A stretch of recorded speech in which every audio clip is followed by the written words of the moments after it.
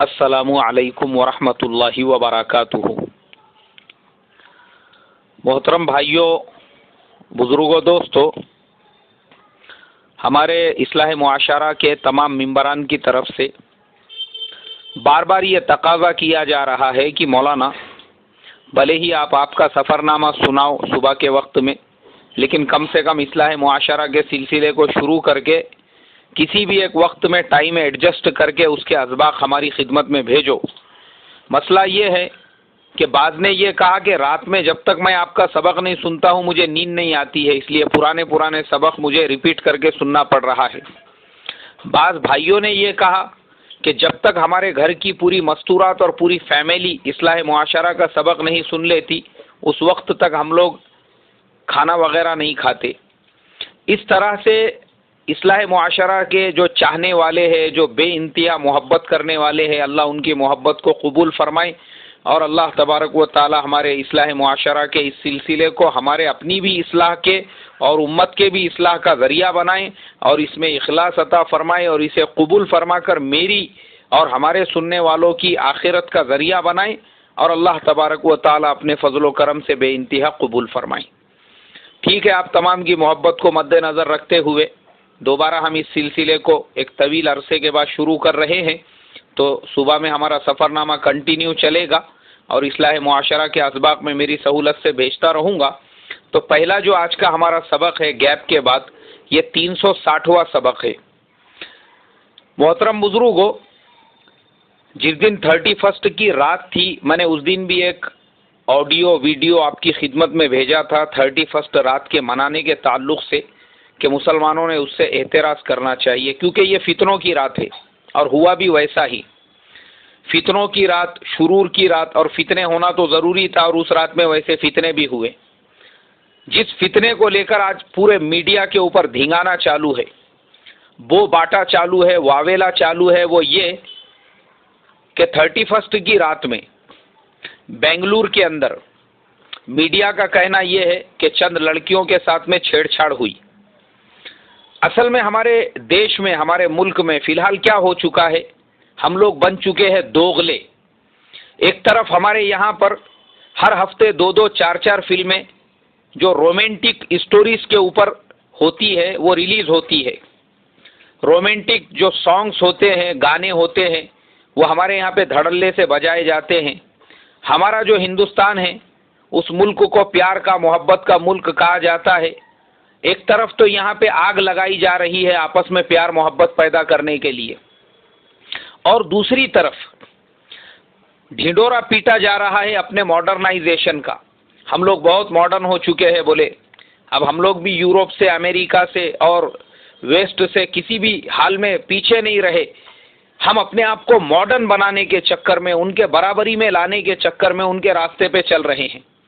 एक तरफ हमको मॉडर्न भी बनना है, दूसरी तरफ हम लोगों को यूरोप के बराबर भी चलना है, और तीसरी तरफ हम लोगों को न्यू ईयर सेलिब्रेट भी करना है। वो न्यू ईयर जो जगह पे सेलिब्रेट हो रहा था उसको देख के मुझे ऐसा नहीं लगा कि ये वही गरीबों का, फ़कीरों का, बेसहाराओं का और नंगों का, भूखों का देश इंडिया है, जहाँ पर ख़ास तौर पे बाहर के लोग कैमरे लेके इसलिए आते हैं कि we want to see real India, jobless people, hungry people, dressless people, clothless people and homeless people. They want to sleep on road and on side the road and on railway platforms and on bus stands.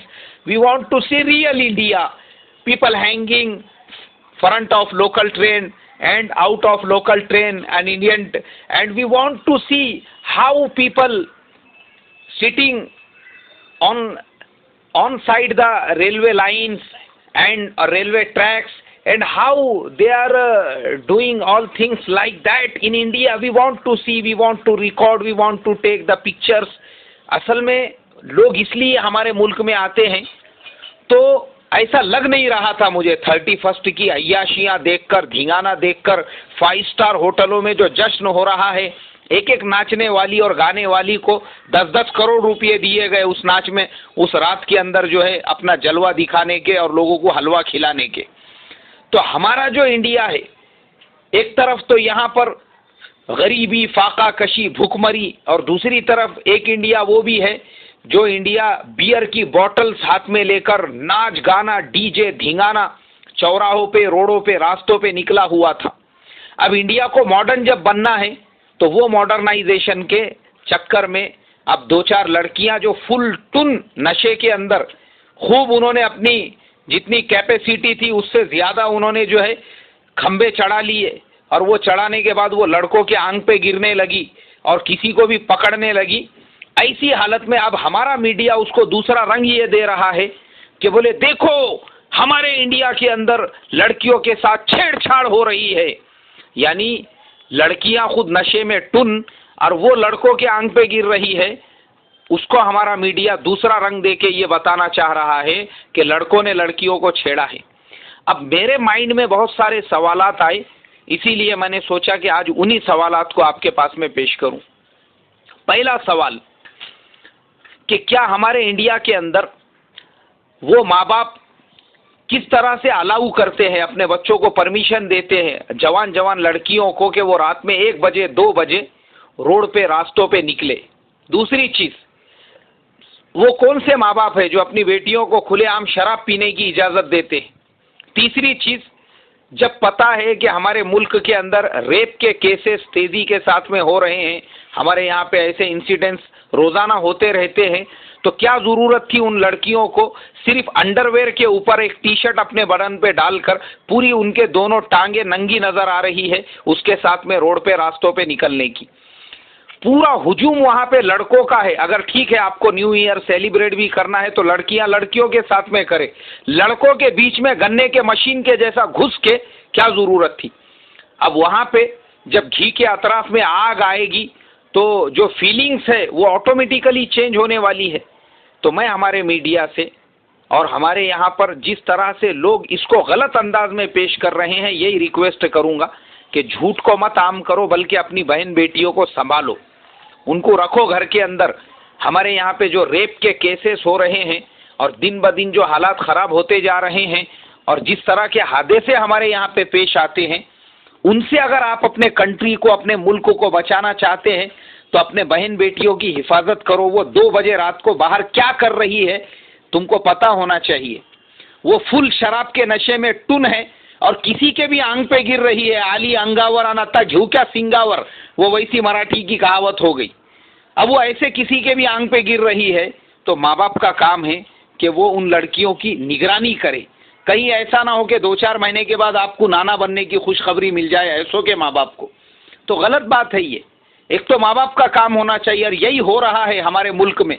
मैंने एक PSI साहब का अब भी interview देखा एक 10 minute पहले TV के ऊपर। वो क्या बोलने लगे, बहुत अच्छी बात उन्होंने की है क्योंकि वो पुलिस के बड़े अधिकारी है तो तजुर्बा है उनको। वो कहने लगे, बोले हमारे देश में ये जितने भी आजकल लिव इन रिलेशनशिप तो आम हो चुकी है, बगैर शादी के बगैर निकाह के लिव इन में रहने का और जो है अपने खेत को पानी देते रहने का, दूसरे के जरिए से उसकी सिंचाई कराते रहने का। और बोले जब दोनों के आपस में रिलेशन खराब हो जाते हैं उसके बाद में वही लड़की पुलिस स्टेशन में आकर उस पर आरोप लगाती है कि फलाने लड़के ने मेरे ऊपर अत्याचार किया, मेरे साथ में बलात्कार किया, मेरे साथ ऐसा किया। हालांकि वो लड़के के साथ वो पिछले 2 साल से रह रही थी, 6 महीने से रह रही थी, कितने दिनों से रह रही थी पता नहीं, और पता नहीं है कि उसने अपने पानी की मोटर से कितनी मर्तबा उसके खेत में पानी पहुंचाया, उसका भी अंदाजा नहीं है।